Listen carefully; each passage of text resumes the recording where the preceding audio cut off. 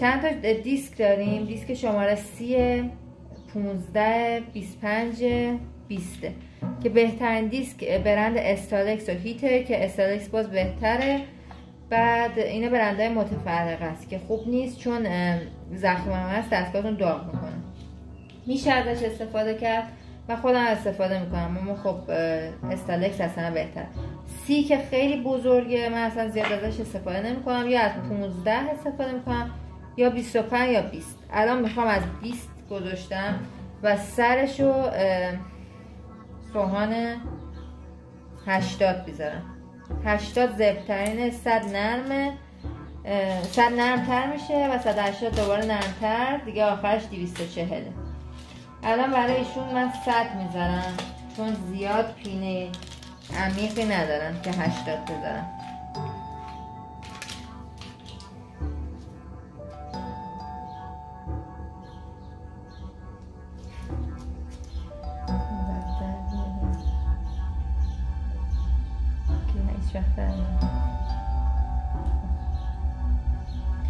برند استالکس هم خوبه، اینو گفتم توی فیلم. برند استالکس و هیت خوبه که این الان استالکسه. میذاریم که هر فکر کنم دیسکی 250 تومن باشه، یدکاش هم 100 تومنه. میذارم رو 12 یعنی سامبرهامون رو درجه 12 باشه. مثل خودکار میگیرمش که دستم تسلط داشته باشه. این الان پامونه، میام از راست به چپ، از راست میام به چپ. اینجا نوکشو میذارم اما وقتی میام میخوابونم، نوک میخوابونم. چند بارم یه جا رو نمیکشم، مثلا اینجا رو چند بار نمیکشم، خوب نیست. از اینجا میام پایین، دوباره میرم از دوباره این قسمت رو شروع میکنم که برای اینکه بهتر بخواید ببینید میتونید بعد یه مدت پاکش کنید با دستمال مرطوب یا آب بزنید. خب الان این قسمت از بالا میام میخوابونم تا پایین. باقلا کنیم خب اینو پرم میکنم نکنم.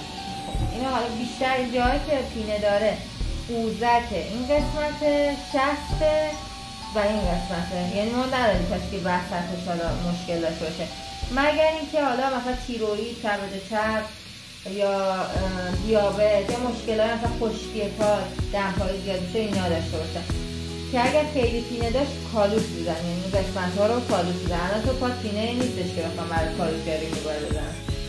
حسینا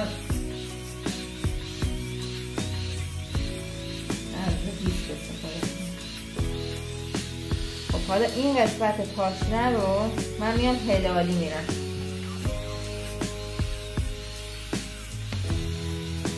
بعد این یه قسمتی مثلا اینجا یه ترک داره، تو میخوام ترکه رو ببری نمیتونی، یه خورده سامبرقی رو درجه کم میکنی، دستتو میذاری که این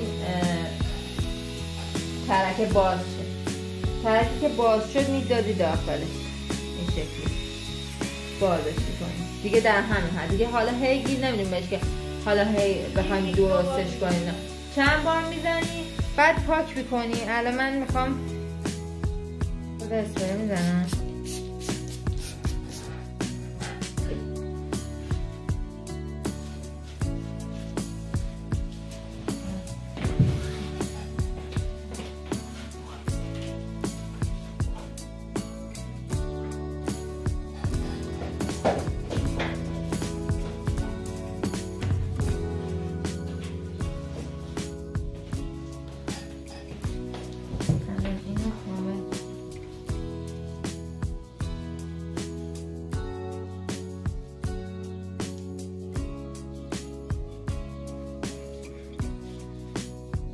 که کامل پاک کردم میبینم که کجاها پینه داره. اینه یه خورده اشتاکی میتونم که دوده باشم.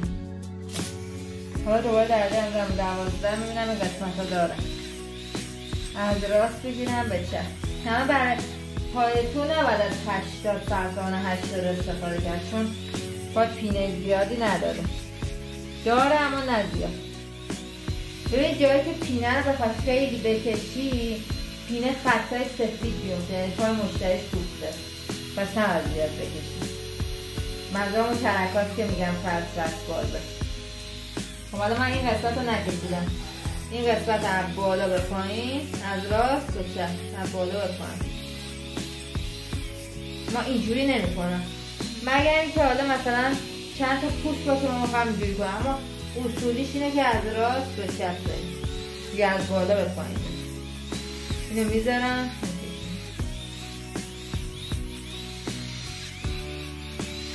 برای اینکه پوست پای دست بشه.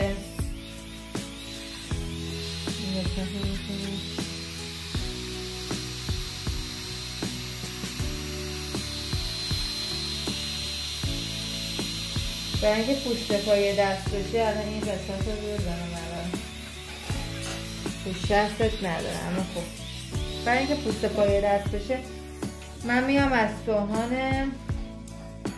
180 استفاده میکنم، کوچیک‌تر یعنی شماره 15. میتونی از همه رو شماره 20 استفاده کنین، اما خب بهتره که این کارو انجام بدی. لایک و سابسکرایب و کامنت حتی شد یه استیکر یادت نره. مرسی. برای قسمت‌های کوچیکه، برای مثل شست، مثل این قسمت، مثل این قسمت.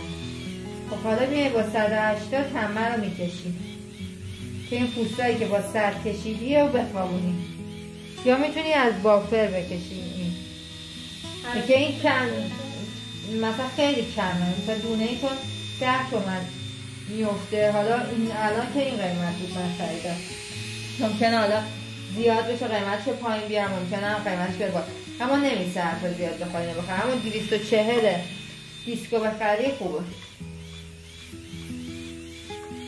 اینم مثلا هم صورت کشیدیه. آره این دیگه حالا ما هر جور کشیدیم اوکی، چون من اینو بیشتر میخوابونم میکشم. چرا؟ چون میخوام بخوابونم این پوستایی که حالا با سر آوردیم بیرون، میخوام بخوابونمش.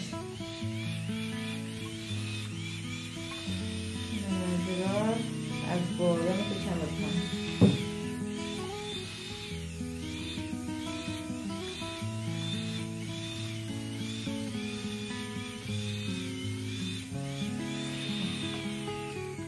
خاموش میکنم.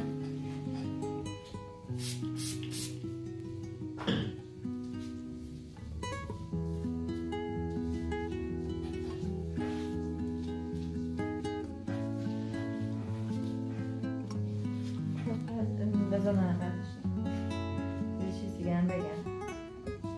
الان این پایه که کاملا تموم شده، پای زومش میکنیم کاملا تموم شد. نه من چیز زدم، نه روغن زدم بهش، نه اسکراب زدم، نه ترمیم کننده زدم. پاش کاملا سالم شده. حالا دیگه ترمیم کننده بزنی که چه بهتر. اسکرابش بعد از این میزنی، بعد از سوهان کشی ما اسکراب میزنیم. اسکراب که زدی شستی میای روغن، حالا ترمیم کننده، کره بدن، هر چی که داری رو میزنی و مشتری میره خونه. حالا اگر خواست پارافین بکنه پارافین هم انجام میده.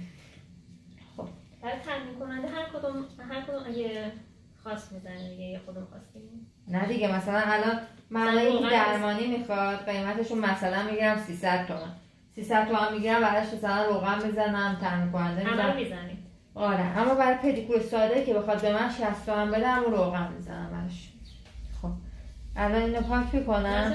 مثلا روغن و استراب و اینا همه میتونه استفاده کنی. آره میتونی، پا اصلا خوب میشه. حالا این الان پامون تموم شد. حالا بعدش میریم اسکراب بزنیم. اسکراب پامونم برای شما میتونه چیز باشه، حالت کرمی باشه، چون پات زیاد مثلا پینه نداره. اما اگه پوست پایی که خیلی پینه داشت میتونی شکری هم استفاده کنی. باید پوست پای شما هم میشه شکری استفاده کرد، اما کرمی هم میشه. کرمی رو کسایی که درمانی میخوام یا پینه های شدید دارن اصلا جواب نمیده، باید حتما شکر بزن. اما شما نه، میتونی هم زبر بزنی هم نرم بزنی. بس قطعش کن میخوای کلا.